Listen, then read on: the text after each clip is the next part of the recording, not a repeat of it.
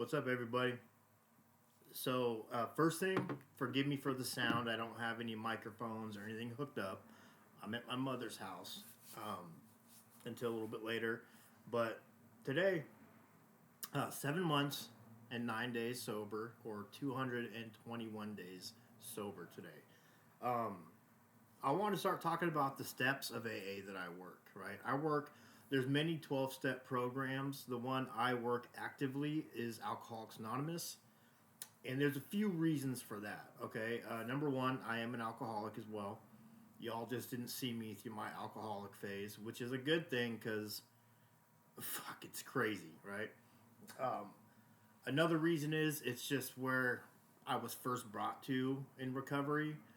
Another reason is um, less chances of somebody holding a bag of something at an AA meeting. Although there are a lot of dually diagnosed people in AA, there's a lot of addicts and alcoholics like myself.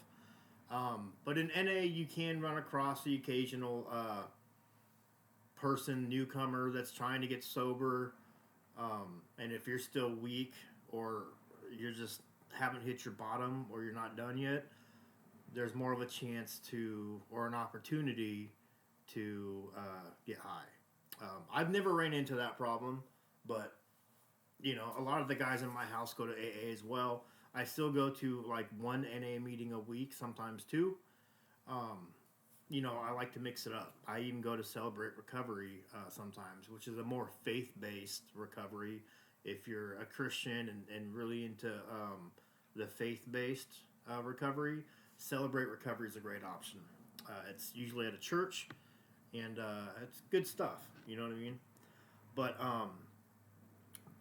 a 12-step program is grounded in the belief that alcoholism and drug addiction is a disease of the mind, body, and the spirit, right? And a connection with a higher power will solve all your problems and remove the obsession to use and to drink.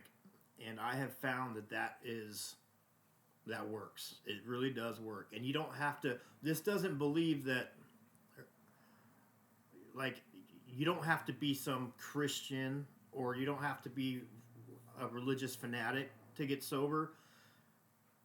But I think almost everybody out there can agree with the higher power idea, right? And if you don't, I'll put it to you like this. We all know there's a higher power out there. If you're an addict or an alcoholic, alcohol or drugs was your higher power. That took over, and you were a slave to it, right? It called your name. You came running. Simple as that. So there is something out there, whether it's God, Jesus, Buddha, Muhammad, that's irrelevant. The program is for you to find a higher power of your own conception, right? Whether that's a doorknob, Jesus, God, like whatever it is, right? Because it's not a religious program, it's a spiritual program. And pretty much like religion is for people that don't want to go to hell, right? Spirituality is more for people who have already been to hell, right? And we want to stay away from it and not go back. So, the 12 steps also work in addition to other treatment if needed. There's mental health. There's medically assisted treatment like I'm on. I'm on the Sublocade shot, which is a great option for me. It's pretty much Suboxone in a shot form where I don't have to take something every day. I get it once a month and no cravings, no anything, right? If I went to go out and get high right now, I couldn't because of the shot, which is a good just safety net for me because, man, I'm the relapse king, right? Since 2018, I've been coming to AA and NA, and I have not seemed to get it. I wasn't done, obviously, right? I still held on to the reservations that I was still in control of my life, that I can control this. As long as I get a little bit of sobriety under my belt and get some assets like a home, a car, a job, a girlfriend, whatever, that I can manage my addiction or alcoholism. And I have failed every time. The meat and potatoes of this program are the 12 steps. They have worked for millions of people, and for since like the 1930s or 40s, it has worked for a lot of people. And when it doesn't work for you, it's because you honestly didn't give it your 100% effort, and you weren't willing, and you must not have been ready. Simple as that. Because if you wholeheartedly go into this with an open mind, willingness, and the honesty um, to do this, you will achieve long term sobriety. Um, it's simple as that, folks. It sounds like it's a gimmick, but it's not. It works. So I'm gonna go over the. I'm gonna break down the 12 steps, right, that we work. So, step one is about honesty, right? It's we admitted that we were powerless over alcohol and that our lives had become unmanageable. Addicts tend to spend a lot of time denying that they have a problem or believing they can quit whenever they want. The first step towards lasting addiction recovery is admitting you have a problem and you are powerless to help yourself. You can't fix a problem you don't acknowledge. Real simple. For many years, I knew I was powerless and my life was unmanageable. I just didn't care. I didn't care. I lost my give a fuck so many years ago that I accepted that I was going to die a junkie. And I was okay with it. As selfish as that sounds, I was okay with it. I was okay leaving my kids without a father, my mother without a son, and whoever I will touch throughout my life or help, like I would selfishly deny that. You know what I mean? And but it doesn't mean you're weak, right? Admitting powerlessness over a drug or alcohol and that your life is unmanageable does not make you weak. Us addicts and alcoholics are some of the strongest people you will ever meet because we put ourselves through so much fucking hell and we come out of it the other side. A lot of us do, some don't. But we fight every day. Even in addiction, we fought every fucking day to get the money, to get our dope, to get well. And that hustle is fucking tiring, folks. I'm here to tell you, every single day. You don't get days off. You don't get to relax and take it easy. Unless you come up good enough to buy enough dope to last you a few days. But even then, you got to start prepping and planning what you're going to do next. It's a constant fucking snowball effect. And then you can only burn so many people and places so many times before that bridge is gone. And so you start running out of resources.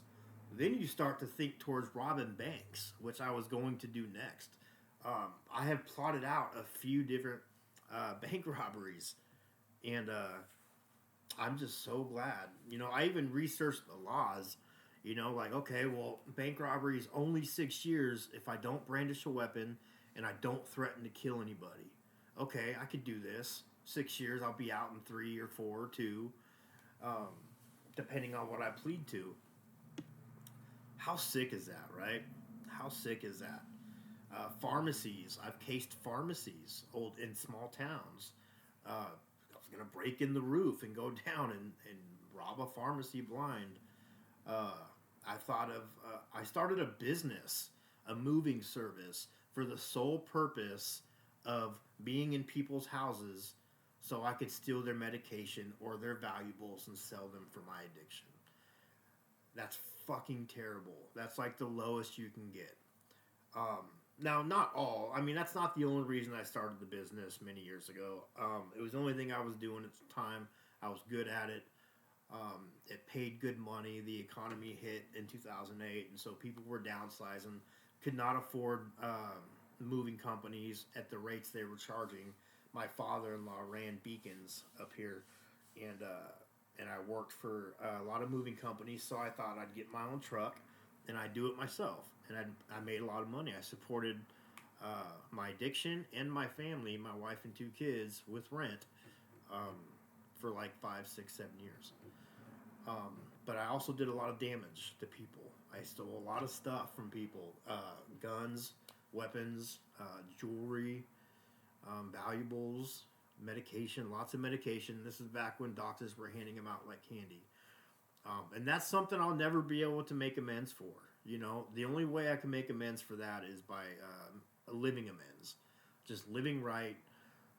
You know, and that shit eats my lunch a lot because there could be things I took that are irreplaceable to people, right? Um, you know, certain jewelry from, grandma, that you cannot get back. And I have to deal with that. You know, that's where the regret and shame come into play a lot of the times. Um, Step two is about hope, right? Came to believe that a power greater than ourselves could restore us to sanity. The second step brings a spiritual slant to addiction recovery. Members have to find faith in a higher power or something greater than themselves. You get to define who or what that power is and believe it can help you heal and recover even if you experience setbacks. Doesn't sanity sound good? It's really fucking good. Um, a little peace of mind, man, is pretty amazing. That's step two, right? Step three is about faith. Made a decision to turn our will and our lives over to the care of God as we understood Him. The third step encourages members to let go of their egos and put themselves at the mercy of their defined higher power. Doing this helps them to rely on something or someone greater than themselves to help them navigate the path to sobriety. Some people will take the word God, who aren't, with the God thing, and they'll call it group of drunks, gift of desperation, uh, good orderly directions, shit like that. Um, Now step three is a little funny. It doesn't say nothing about action. You're making a decision. So if you have 3 frogs on a log, right, and 2 decide to jump to the next log, how many frogs do you have left on that original log, right? Most people would say 1.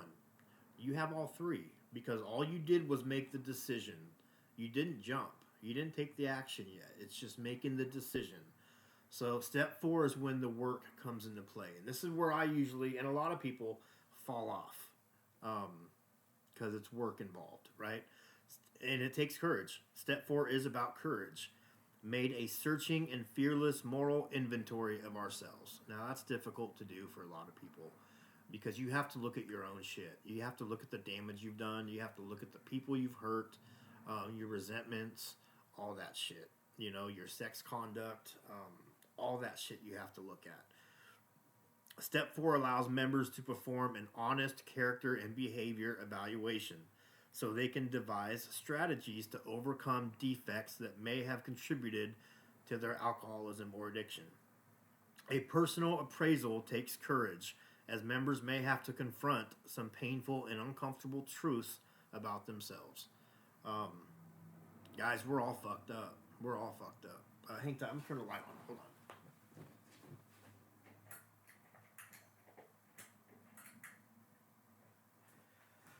Okay.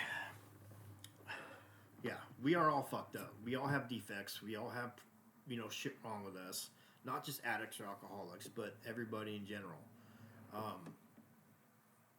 I can't speak for everybody, but for me, I have a lot, right? Selfish, self-centered. I'm a liar, cheat, a thief. I'm not today. I don't practice that shit today. I practice on being a good person today and calling me out on my shit when I'm wrong. I don't react to, I used to be very reactive. When people would text me something shitty, I would boom, boom, boom, boom, respond horribly,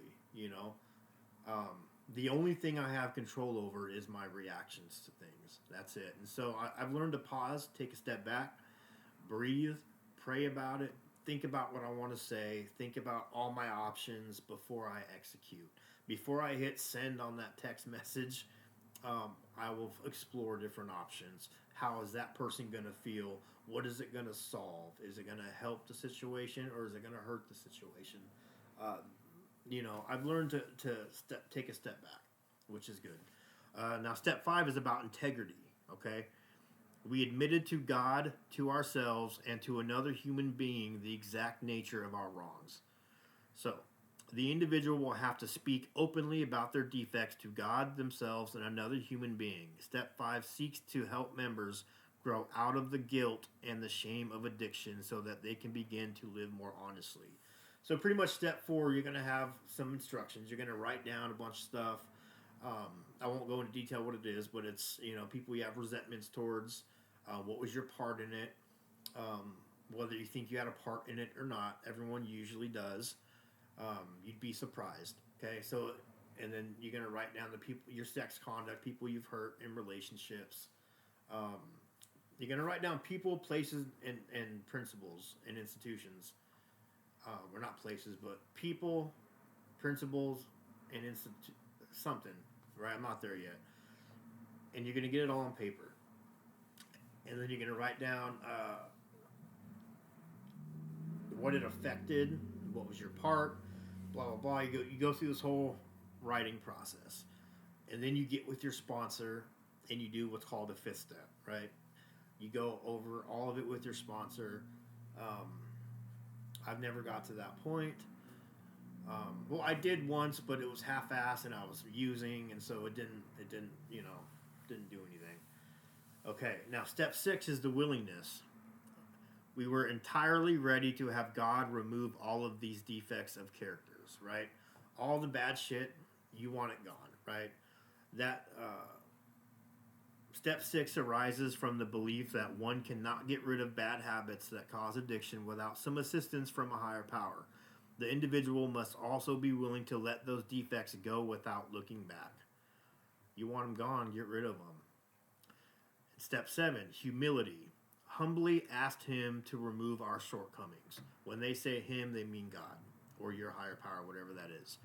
Step 7 teaches members to be humble, admit their shortcomings, and accept that even their best is not enough to help them overcome addiction.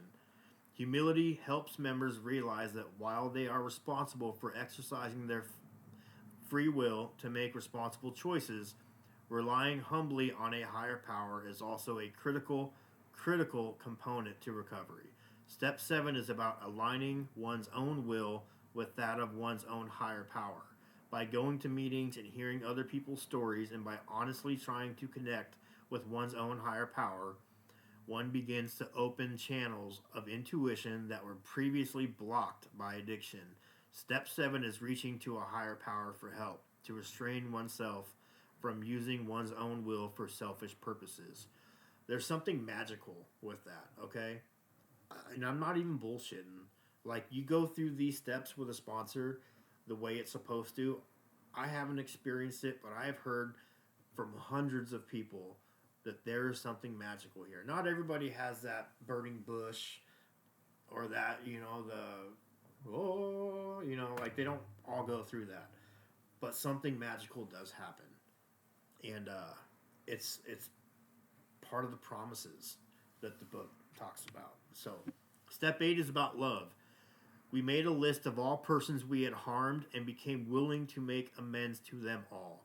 Step 8 requires members to write down the name of everyone who has been hurt by the addiction and be willing to make amends. This step is one of the most challenging, as you have to come to terms with how much you've hurt people and take responsibility for your actions. That can be an ongoing thing for years. It could take years, it could take months, whatever. You know what I mean? You could remember somebody 5 years down the road that you harmed, and you need to put them on there. You got to make right all these people that you hurt, if you're able to. Now, there's ways if somebody has died or you cannot contact them. The only time you're not supposed to is when it can hurt you or the other person. And your sponsor will go over all that. It's very important to have a sponsor. You cannot go through these steps without a sponsor. You can't. You can't. I mean, well, maybe you can, but I don't know if it works. I've never heard anybody talk about going through the steps by themselves and it working. Okay. Step 9, responsibility. We made direct amends to such people wherever possible, except when to do so would injure them or others. Step 9 builds on the previous step and involves going to any length to make amends for past mistakes. The individual must be willing to work through the discomfort of opening up to those you've hurt with your addiction and trying to repair damaged relationships. Okay? Step 10 is about discipline.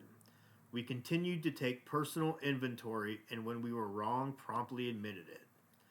Addiction recovery is a process, and step 10 helps you come to a point where you can control your actions at every moment.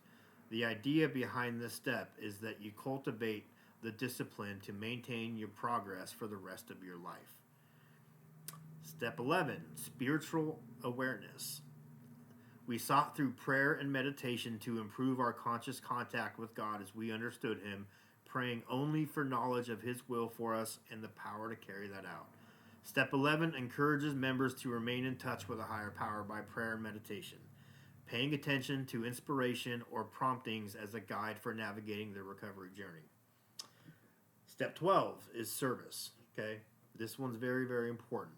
Having had a spiritual awakening as a result of these steps, we tried to carry this message to alcoholics and to practice these principles in all our affairs. Okay. The key word: spiritual awakening. This will happen. You honestly and willingly and open-mindedly, whatever, go through these steps, you will have a spiritual awakening. It talks about it in the book.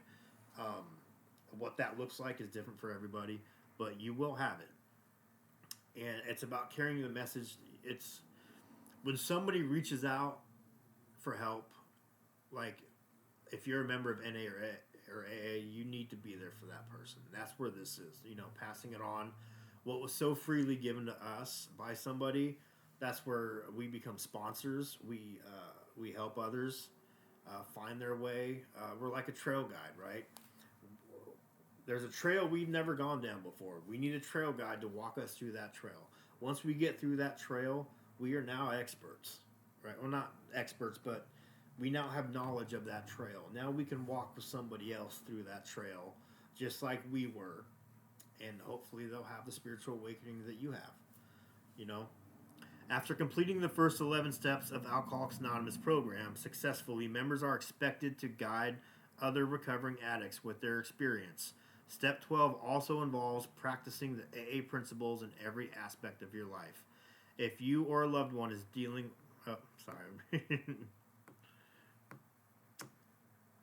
And so that's all I'm going to talk about today. I just want to break down the 12 steps, what they do, what they're kind of about. I'll get more in detail on each specific step in other videos, and the 12 principles and the 12 traditions. Okay? All of it is super important.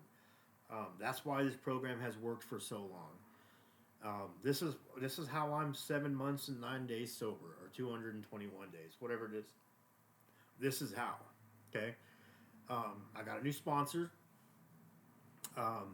He's got me following directions, and I'm doing it. I'm meeting every single day, which has helped me tremendously.